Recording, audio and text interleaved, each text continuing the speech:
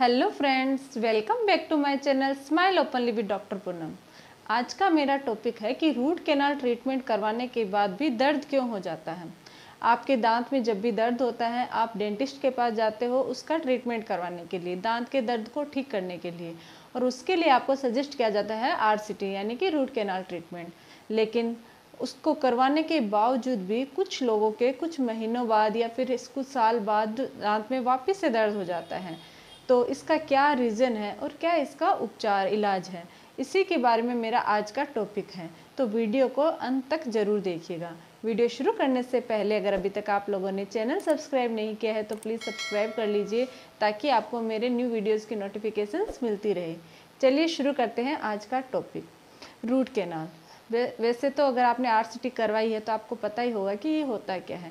इसके अंदर क्या होता है कि जो भी इन्फेक्टेड आर्टिफिशियल नस से होती है उसको निकाल दिया जाता है और उसमें आर्टिफिशियल नसें डाल दी जाती हैं, और जो ब्लड सप्लाई, जो पल्प है वो ब्लड सप्लाई दे रही होती है, उसका कनेक्शन कटने की वजह से दांत है वो डेड हो जाता है, जिसकी वजह से आपका दर्द है वो ठीक हो जाता है।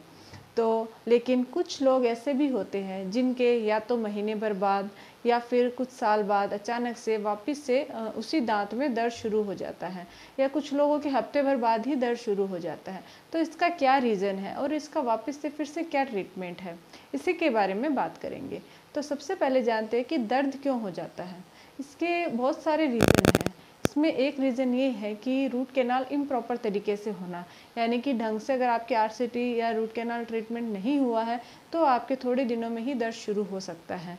अगर अच्छे से क्लीनिंग नहीं हुई है आपकी जो कैनाल्स है उनकी, तो आपके वापस से दर्द हो जाता है। एक बार के लिए दर्द ठीक हो जाता है लेकिन फिर से हो सकता है।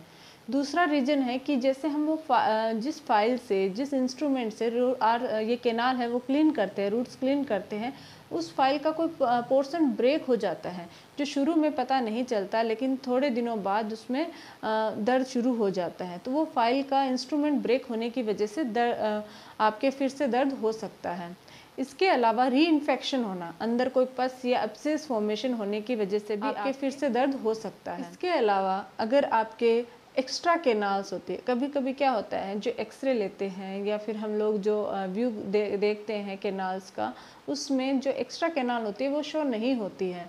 तो एक्स्ट्रा कैनाल की वजह से पेन हो सकता है।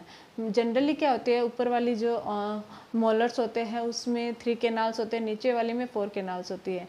लेकिन अगर कभी कभी क्या होता है कि इन 4 के अलावा भी कुछ कैनाल्स होती है जिनको हम एक्स्ट्रा कैनाल बोलते हैं, वो एक्सरे में शो नहीं होती है।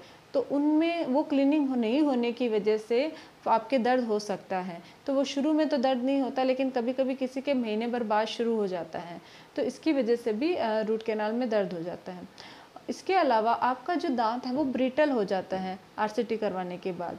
तो अगर आप केप नहीं लगवाते हो तो थोड़े दिनों बाद फोर्स लगने की वजह से वो हिलने लग जाता है। उसकी वजह से आपके पेरियोडोंटाइटिस की प्रॉब्लम हो जाती है और इस वजह से भी आपके दर्द हो सकता है। तो ये कुछ रीज़न है जिनकी वजह से आरसीटी करवाने के बाद भी आपके दांत में दर्द हो जाता है। अब इसका ट्रीटमेंट क्या है। इसका ट्रीटमेंट ये है कि अगर आपने अच्छे से उस टाइम क्लीनिंग नहीं करवाई है, हो सकता है री इन्फेक्शन हो गया है या एब्सेस फॉर्म हो गई है, तो ऐसी कंडीशन में तो आपको री आरसीटी करवानी पड़ेगी। लेकिन अगर आपके एक्स्ट्रा कैनाल है तो उसका भी पता लगाने के बाद उसको भी क्लीन करके आपका दर्द है वो ठीक किया जा सकता है। लेकिन अगर आपका दांत हिलने लग गया है, मोबिलिटी है दांत में, या कोई इंस्ट्रूमेंट ब्रेक हो गया है उसकी वजह से दर्द है, तो इसका ट्रीटमेंट ये है कि री आरसीटी नहीं हो सकती, और इंस्ट्रूमेंट को भी बहुत मुश्किल होता है वापस से फिर से निकालना। कभी कभी हम सर्जरी के द्वारा निकाल भी लेते हैं, लेकिन जनरली थोड़ा सा डिफ़िकल्ट होता है। ऐसी कंडीशन में हमें टूथ को रिमूव करना पड़ता है। तो ये है इसका इलाज। तो अगर आप लोगों के लिए ये वीडियो हेल्पफुल है तो प्लीज़ लाइक, शेयर और सब्सक्राइब ज़रूर कीजिएगा। Thank you.